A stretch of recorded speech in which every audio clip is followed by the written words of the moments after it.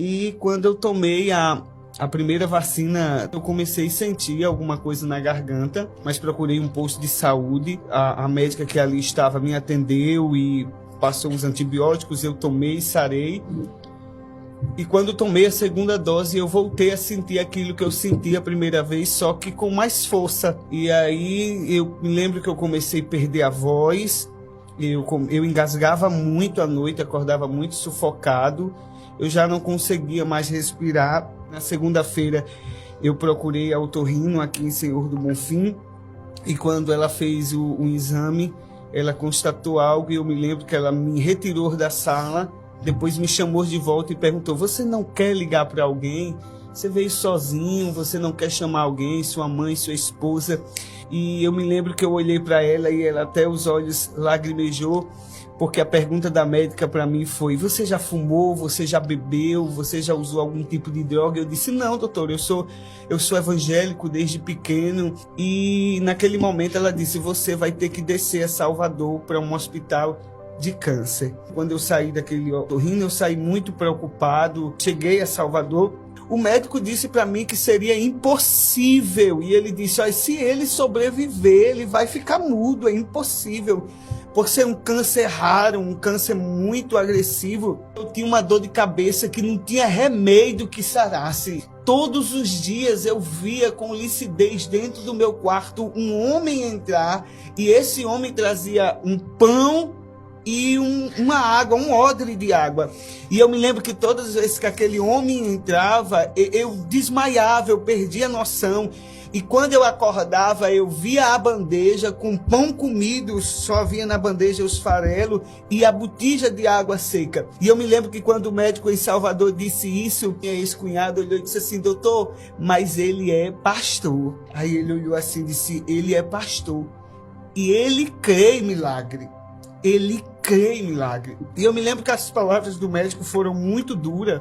Fiquei internado no Aristide, fiz a cirurgia de traqueostomia, acordei no outro dia, fiz uma biópsia e vim embora sangrando, calado, sem poder comer nada. E quando eu cheguei em casa, eu me lembro que eu subi para o meu quarto, sentei na minha cama, olhei para o espelho e eu disse: pai, eu só não quero que o Senhor me abandone. Eu me lembro que na última semana eu perdi 34 quilos. Desci a Salvador, dessa vez não fui de carro próprio porque eu não conseguia sentar. E dessa vez me mandaram uma ambulância.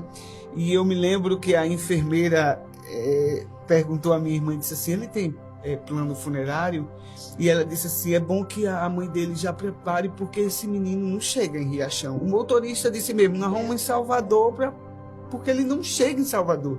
Mas todas as vezes que eu via aquele homem, e eu me lembro que eu não via o rosto, porque o rosto clareava muito, que ele entrava dentro do meu quarto, parecia que eu tomava um banho e aquilo me aliviava de uma forma. E eu levantava no outro dia e dizia: eu vou vencer, eu vou passar por isso, eu vou sobreviver. Fui a Salvador. Quando eu cheguei lá, o médico disse que não iria me atender, mesmo porque eu não tinha consulta marcada. Mas eu me lembro que eu estava num cantinho, e esse é o meu sonho, se você me perguntar, ver essa irmã.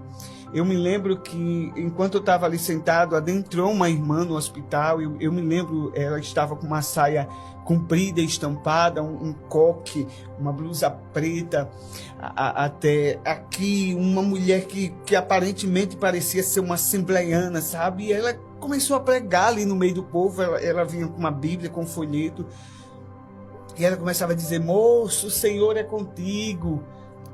Você não vai morrer, você não pode desistir. E aquela mulher dizendo isso, mesmo eu sabendo que ela estava ministrando para mim, eu disse a Deus: isso aqui não é o suficiente para mim.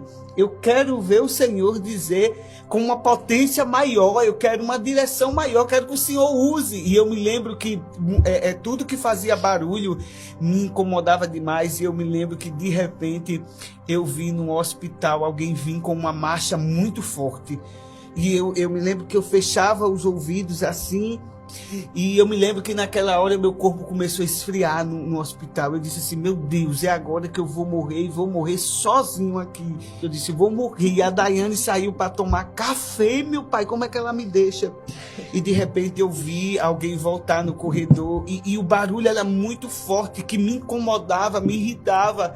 E quando eu estava em uma quina, e aqui era o corredor, que eu fiz assim para olhar, ela chamou meu nome e disse assim, Rafael, servo do Deus Altíssimo, assim te diz o Senhor acrescentará vida.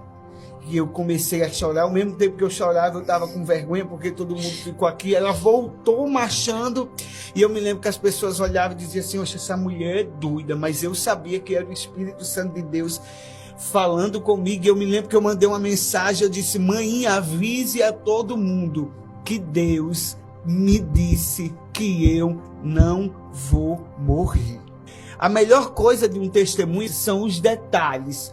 São aquilo que Jesus não mostra a ninguém, mas ele trabalha num oculto para que o inimigo não saiba do que ele está fazendo. O intuito de Deus não é mostrar para os outros, o intuito de Deus é mostrar para você quem ele é. Deus quer que você acredite em quem ele é. Só que eu saí do Aristide um pouco triste, porque quando eu passei para o médico, eu me lembro que ele disse assim, olha, que só tinha para me pegar a descrição da quimioterapia, uma vaga, eu acho que eu estava em fevereiro, só depois de agosto. Aí eu disse, pronto, seco do jeito que eu estou, sem comer nada, como é que eu vou aguentar até agosto? Daiane voltou muito triste, muito desanimada, e ela colocou nos status dela, dizendo da saúde e tal, e de repente uma moça disse assim para ela o que é que estava acontecendo. E aquela moça disse assim, olha, meu primo é médico na Unacom em Juazeiro, um hospital especializado em câncer. Vou te dar o número dela. E eu me lembro que ela me viu e chorou muito, e ela disse, segunda-feira eu vou a Juazeiro. E ela disse assim, seja o que Deus quiser. E quando pensa que não, Daiane acordou 5 horas, foi até a cidade de Juazeiro, e quando chegou lá, ela foi logo na sala do médico. Daiane é muito ousada, e ela começou a chorar. Ela chegou e chorou. E quando ela chorou, eu acredito que o próprio Senhor disse a ela, foi o próprio Senhor que já preparou um ambiente. O médico pediu para ela sentar, ofereceram água, e disse, ela contou, meu irmão vai morrer. Naquela hora o médico disse assim, ele tem condição de chegar aqui 1h da tarde? Aí ela disse, tem. E quando eu cheguei lá, o médico olhou e disse assim, olha, pastor, hoje o senhor vai ficar internado aqui. Aí eu disse, internado? Eu tinha muito medo de ficar internado. E ele disse, e sexta-feira você vai tomar a sua primeira quimioterapia. E ele disse, vamos fazer uma nova biópsia. Eu não quero nada, Rafael, de lá do outro hospital. E eles fizeram a biópsia. Na sexta-feira, 4h da tarde, ele disse assim, Rafael, nós temos medo do que vai acontecer após quimioterapia. Seu organismo está muito debilitado. Você está muito fraco. E ele me disse, mas a gente vai passar a noite toda aqui no hospital para ficar com você. A gente vai estar aqui a noite toda, e uma enfermeira foi escalada só para lhe acompanhar. E quando foi 9 horas, chegou a minha pré-quimioterapia. Quando foi meia-noite, chegou a quimioterapia. E o médico disse, serão 7 bolsas.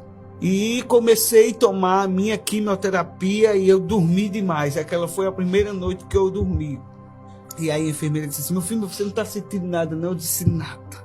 Até então seria 12 sessões de quimioterapia previsto, a radioterapia, mas para a honra e glória de Deus, eu fiz 6 quimioterapia, não fiz radioterapia, não fiz, e não precisei fazer cirurgia. E outra, irmãos, só existe 32 pessoas no mundo que tiveram um câncer que eu tenho, delas que não sobreviveram, e todas elas saíram com sequelas.